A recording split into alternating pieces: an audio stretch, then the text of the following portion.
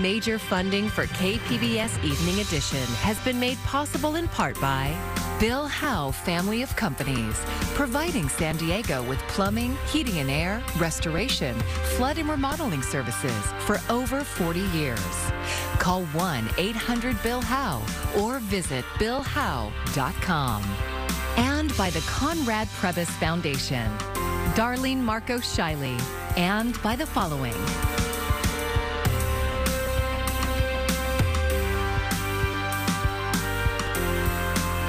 And by viewers like you. Thank you. A crime-fighting tool or invasion of privacy? Thanks for joining us. I'm Maya Trabulsi. Smart streetlights equipped with surveillance cameras and license plate readers were turned off following community backlash. But now San Diego police are looking for support to restart the program. KPBS reporter Alexander Nguyen is in Otay Mesa, where the first community meeting was held today. San Diego police today touted the benefits of smart streetlights to solve crimes. They say before the program was shuttered in 2020, 400 cases were investigated using videos from these smart streetlights. They say the video from these lights helped increase conviction rates, reduce violence, and saved investigation time. I talked to one privacy expert who has concerns about how these lights are being used. Lily Irani is a computer science professor at UC San Diego and a member of the Trust Coalition, which advocates for transparent and responsible use of surveillance technology.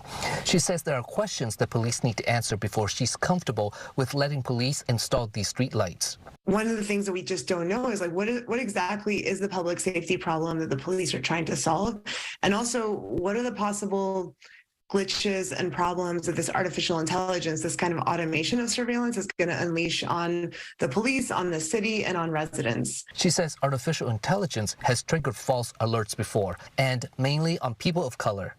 This is a concern for Oma Ariza as well. I'm wondering what are the statistics that are being analyzed here in our district as well as the 9 other districts to justify, the decision-making process.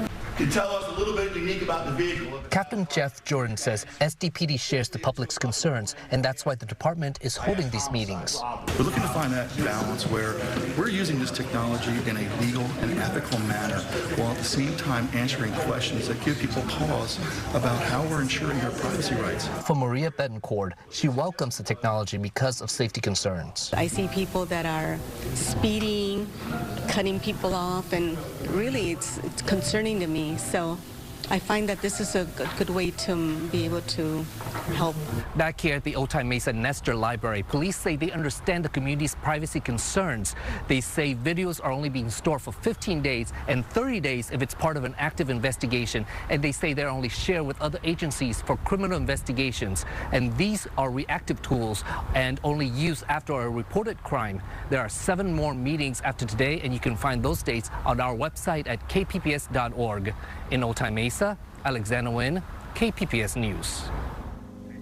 San Diego County paid nearly $4 million recently to settle wrongful discrimination lawsuits by 2 former deputy public defenders. The county paid $900,000 to ex-deputy public defender Michelle Reynoso. Reynoso alleged that she was fired because of her social justice work during her off hours. The county also won't appeal a $2.6 million jury verdict awarded to former deputy public defender Zach Davina, who is gay. In January, a jury found that the public defender office failed to prevent discrimination and retaliation against Davina. Lawyer Chris Ludmer represents both Davina and Reynoso, and he says that he hopes the county handles future lawsuits differently. And where there's real responsibility and real liability, step up, acknowledge that, and resolve these cases as quickly as possible. And the county did not respond to an interview request by deadline. Dreamers and LGBTQ students are among those who will benefit from $3.4 million awarded to the San Diego Community College District. KPBS education reporter MG Perez has more. Anais Mendoza is a dreamer. This funding is crucial. She's a DACA dreamer who counsels other students on the campus of Mesa College who were also born in a foreign country and brought to the U.S. by their undocumented parents. They will now be supported by an additional $1.2 million in federal funding to expand this DACA office and services across the San Diego Community College District. And to be able to have somewhere to go and get the information, the resources that we need in order to successfully continue our college journey. When the conditions are optimal, life thrives. And that's the magic sauce here. What the district's chancellor calls magic now includes a total of $3.4 million Congress approved in December to support several district programs, including one to better serve the district's LGBTQ students. The funding was opposed by several conservative Republican representatives who called it a part of woke culture. So let me be clear. If it's woke to make sure that young people in our community have a space to feel like they can be themselves and to advocate for people who often are overlooked and marginalized, I guess I'm woke. Jacobs joined Democratic Representatives Scott Peters and Juan Vargas in spreading news to these community college students of how they help them financially. The federal money will support students at each of the San Diego Community College District campuses. What it will not do is offer relief for student loan debt. That is another story. The story of two cases brought to the Supreme Court last week by a handful of conservative Republican states. They want to cancel President Biden's plan to forgive up to $20,000 of loan debt for qualified students. Well, I think Biden's going to do the best he can, but I think we have a corrupted Supreme Court when you have 6 ideologues that are no longer paying attention to the law, and they're simply paying attention to their politics. Meanwhile, back on campus, there is also another $1 million that was secured to expand services for students who have aged out of the foster care system. A celebration brought by politicians for marginalized students who could still be victims of politics. MG Perez, KPBS News. With Snapdragon Stadium complete, SDSU is starting a new project for its Mission Valley site. And today, we know who the university will be working with. Developer LPC West is announced as the company that will complete the first project, and it includes 3 buildings for research, lab, and office space. Construction begins next year and is expected to finish in 2026. The San Dieguito Union High School District has launched its search for a new permanent superintendent. Cheryl James Ward was fired last year for making racially charged comments. Ward apologized but lost her job, and since then, 3 new trustees have been elected by voters looking for change on the troubled school board. There's also a new board president leading the effort to regain the district's reputation. Really want to get back to where the board is less known, less in the news, and where the news is really our schools, and let them shine. The board has hired a search firm that specializes in education and identifying qualified superintendent candidates. The process begins tomorrow night with a town hall forum at San Dieguito Academy, where parents, teachers, and students are invited to share their input. I'm Amda Navaz. Tonight on the News Hour, the CDC director on what we've learned from the COVID pandemic as we enter year 4. Coming up at 7 after Evening Edition on KPBS. Pandemic-era supply chain issues, catastrophic climate events, and international conflicts are culminating in higher food prices abroad and here at home. As Mike Valerio reports, the United States is taking steps to fight food insecurity around the world. The war in Ukraine exacerbating global food insecurity. Last week, the Biden administration announced 3 new partnerships in an effort to boost Ukraine's agricultural sector and help supply the country's grain to the world. We've got to do 2 things at once. Get food to the hungry now, but also help countries build up their agricultural productivity and resilience. The conflict directly hitting supplies of critical foodstuffs like wheat, corn, and sunflower oil, while also impacting global agricultural production. Here's the thing that will affect the United States. 25% of the world's export of nitrogen-based fertilizer comes from Russia, Ukraine. And we don't have a viable substitute for that yet. Here at home, many Americans feeling the effects, and for some, it could get worse. We're preparing for an increased demand for food. The rising cost of food is now set to collide with an end to COVID-era food assistance policy that increased SNAP benefits. It's almost a twofold effect. The benefit levels going down, and people are already struggling with high food prices. An estimated 16 million households receiving SNAP benefits will see them decrease by at least $95 a month beginning this month. But as food banks prepare to provide increased assistance to those in need, there is hope that a strong jobs market and improving wages will soften the blow. In Los Angeles, Mike Valerio, KPBS News. For the first time, members of the United Nations have agreed on a plan to protect biodiversity in international waters called the high seas. KPBS SciTech reporter Thomas Fudge spoke with some San Diego oceanographers to find out what the agreement can achieve. Lisa Levin was one of the many people who went to New York to create an ocean treaty that UN members could agree on. Levin is a deep-sea biologist and a professor at Scripps Institution of Oceanography. She says the agreement was a long time coming. It's been 20 years in the making, which is not unusual for a United Nations treaty, but it is a huge accomplishment, because it now creates a vehicle to conserve and manage 60% of the ocean that basically was not under regulation. Levin's main purpose in crafting the treaty was to make sure that climate change and the reduction of ocean oxygen that is tied to it were a prominent part of the treaty.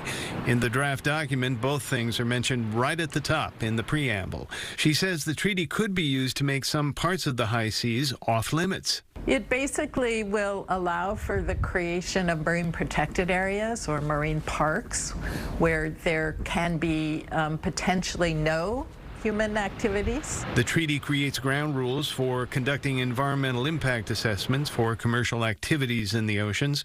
Overfishing, mining, and low levels of oxygen in the water are among the factors that have devastated ocean wildlife.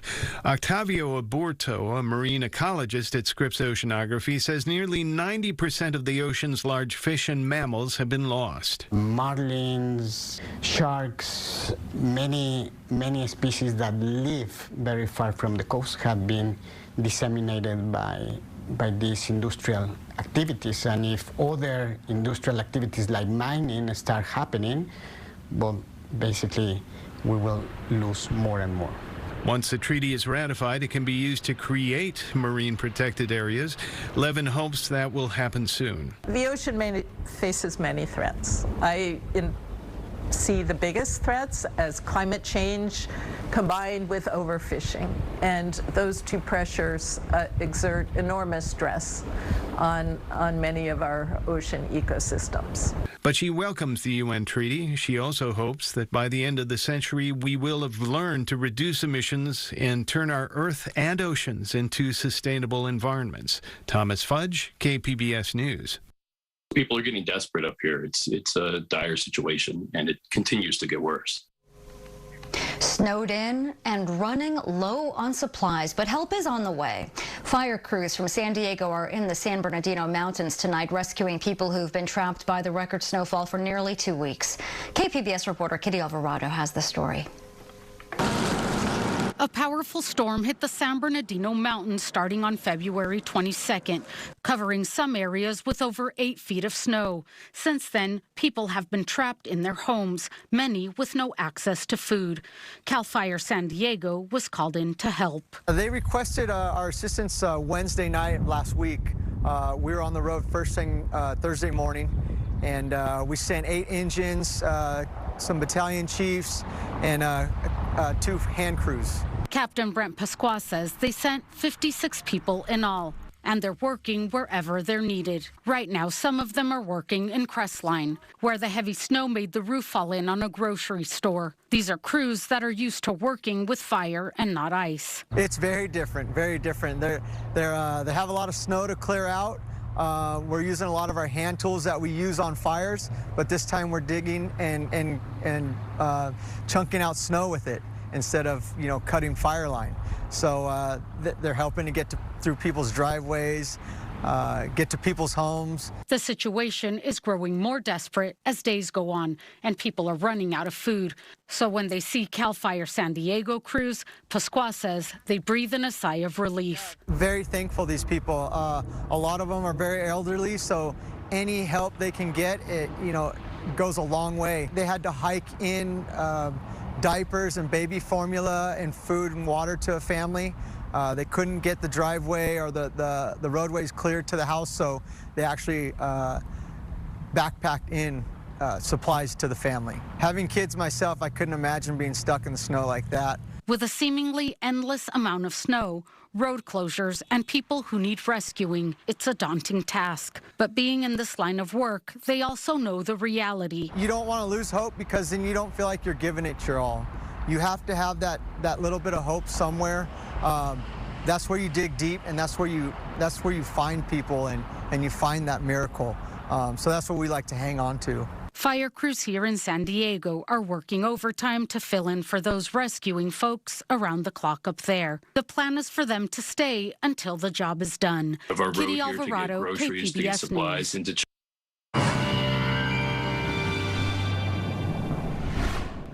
Thanks for tuning in. Let's start you off with your weather headlines. Temperatures are going to remain below average, even as we see a slight uptick on the mercury, still going to be running below those historical averages. A breezy start to the week, but we are going to be trending drier for most of the week. Now tonight around San Diego Metro, dropping down to a low of 49. We'll have mostly cloudy skies remaining on the cooler side. Tonight's forecast across the rest of the region.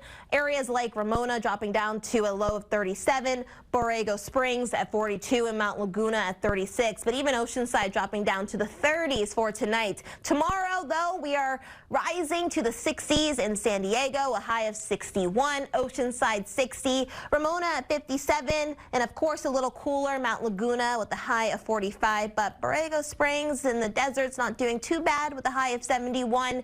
Now along the coast, your 5-day outlook, Tuesday, again, 60 for the high with a low of 41. Clouds and sun, cool. We're going to be staying on that trend through the middle of the week. We're dropping down to the 50s, though, for Wednesday, 61 again by Thursday, with some rain pushing in again for Friday. So a little bit more of active weather for the end of the week. We'll drop down quickly again to the 50s, but then back up to the 60s by Saturday. Now more inland. Tuesday, we are tracking 60s for Tuesday and Wednesday. Again, a mix of clouds and sun, staying on the cooler side, more inland. Thursday, though, we're rising to the mid-60s.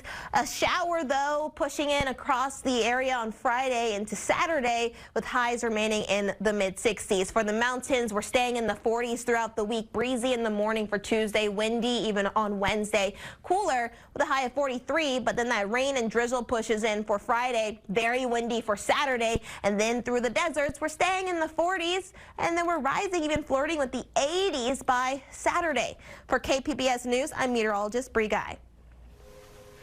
The California Public Utilities Commission is encouraging people to weigh in on San Diego Gas and Electric's utility rates. The first of 4 public hearings is set for 6 o'clock tonight. SDGE is asking regulators to approve a 17.6% increase in the amount of revenue they can collect from customers next year. The filing also asks for a 10.5% hike in 2025, 9.2% in 2026, and 7.7% more in 2027. Utility revenue would go up more than $3.6 billion over the 4-year period. SDGE says it needs the money to pay for electric vehicle infrastructure, more battery storage, and other technology to help it become carbon neutral by 2045. Some local businesses are getting creative to help bring in extra income during difficult economic times. KPBS reporter Jacob Ayers says those with some extra parking space are letting RVs and campers stay on their property overnight to help supplement their income. There's a castle in Escondido. It's kind of unique. Escondido's Belle Marie Winery may draw you in with its castle, rows of citrus trees, or lush garden. But manager Jeff Lazenby says you might also see something rather unexpected. overnight campers. People come here, they camp, they have a good time, and it's been successful. So he had one at his home up in Napa, built one down here in Escondido. His winery is one of roughly a dozen San Diego businesses who are now making extra money by letting self-contained RVs, those that have bathrooms, food, and water on board, stay overnight on their premises. We've got any kind of RV under the sun. We've got a big 40-foot fifth wheel down below, but we also have little Mercedes Sprinter vans. Anything that people use to camp with, we have them here. Bonita's Penny and Dale Neely stayed overnight on the property in their RV. They say this way of travel doesn't offer utility hookups like a campground, but it's a safe, fun, and cost-effective alternative compared to a rest stop or parking lot. And it was pretty scary not to have a place where you could just stop for the night and be safe. So, so this is a wonderful opportunity to not only be safe, but to, I mean, my goodness, look at this place. It's so gorgeous. The idea comes from a company called Harvest Hosts. They've brought together farms, breweries, vineyards, golf courses, historical landmarks, and even some churches across North America to host RVers overnight. CEO Joel Holland explains how it works. It doesn't cost anything to stay there as part of our program, but the expectation is you're going to support the local business that you visit. I heard you guys are from Canada. He says businesses can set a limit to how many RVs are allowed at a time, and each stay only lasts for 24 hours. With inflation biting into the cost of essential business items, Lazenby says the program is helping to offset rising prices. This is people that would never come here. They'd never know about you. Their customers walking in the door. How can you lose? Holland says RV members are charged an annual fee of around $100, but businesses can sign up for free and keep all of the income they make from overnight campers. He says any licensed business with extra parking space, including restaurants, can become a host. Jacob Ayer, KPBS News. An update coming soon to the world's marquee soccer video game will include a familiar team. San Diego Wave FC are part of a feature coming to EA Sports FIFA 23. Starting on March 15th, players will be able to choose teams from the National Women's Soccer League, and it's the first time the NWSL has been included in FIFA's gameplay. The Wave will begin a new season later this month. San Diego tourism is big business. Last year, 28 million visitors spent about $11 billion here. As KPBS reporter Melissa May shows us, there's a new push to help underrepresented business owners get a piece of the action. Tourists flock to San Diego in the millions, and the San Diego Tourism Authority, or SDTA, wants to make sure that diverse small business owners have access to the tourism economy. San Diego Tourism Authority's Tourism Accelerator program is really one of the first, if not the first program of its kind offered by a destination marketing organization. Julie Coker is the president and CEO of the SDTA. This is a give back of our tourism community, an investment in small businesses, especially those that are owned either by LGBTQ, women, veteran-owned, or people of color. It's our investment back into our community. 10 locally owned small businesses were chosen for SDTA's second Tourism Accelerator cohort, which includes complimentary advertising and networking opportunities. We have amazing partners and board members and members of SDTA that will also offer mentorship, and so they have access to that. We also have coaching in the areas of finance and risk management and real estate and operations and marketing. There are no fees or profit requirements to apply, but eligible businesses must have been in business for at least a year and are not currently members of SDTA. It really means so much to me. You know, being born and raised here in San Diego, it just feels so good that, you know, the city is like, you know, accepting me and, you know, really wants to promote me as, you know, a local owned business owner. So it really feels so good. Kebab Craft in Liberty Station is one of the businesses selected. Shannon Salhani is the owner. So this cohort highlighting small businesses and especially minority businesses, it really just kind of gives us a leg up and the opportunities that we wouldn't have access to otherwise. I'm super excited to take advantage of this cohort because of all of the access that they give you to different lawyers and different industry professionals and education. I definitely think that that's going to help us on our road. SDTA saw huge huge growth potential for kebab craft. Shannon and her husband Paul hope to expand their footprint in San Diego and even go national. The cohort runs for 1 year. But it's meant really to set them up for success. And then the hope is that they'll continue to be members of SDTA, but they'll also have lasting benefits from visitors coming to the destination. To learn more about San Diego Tourism's Accelerator program, go to sandiego.org. Melissa May, KPBS News. Here's another look at today's top stories. Rescue crews from CAL FIRE San Diego are in the San Bernardino Mountains helping people snowed in by a powerful storm. Many have been trapped in their homes for the past 2 weeks with little access to food or supplies. CAL FIRE San Diego sent their crews last Thursday after receiving a request for assistance. San Diego police held their first community meeting today on the proposed use of smart streetlights. The streetlights will be equipped with surveillance cameras and license plate readers, which police say would help solve crimes. But some community members are concerned that automated surveillance will pose a risk to residents' privacy. The program was originally shuttered in 2020 after community backlash. And 3 San Diego Democrats visited Mesa College to celebrate a $3.4 million federal grant for the San Diego Community College District. Congress approved the money in December to support several district programs, including one to better serve LGBTQ+ students. The funding will also support undocumented students known as Dreamers, as well as students who have aged out of the foster care system. You can find tonight's stories on our website, kpbs.org. Thanks for joining us. I'm Maya Trabulsi. Good night.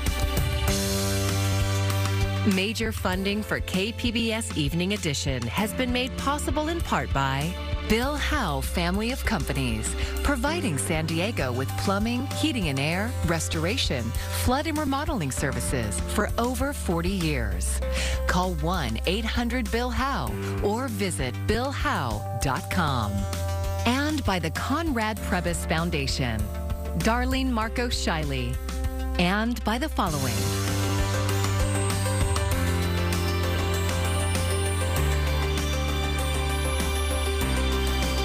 And by viewers like you. Thank you.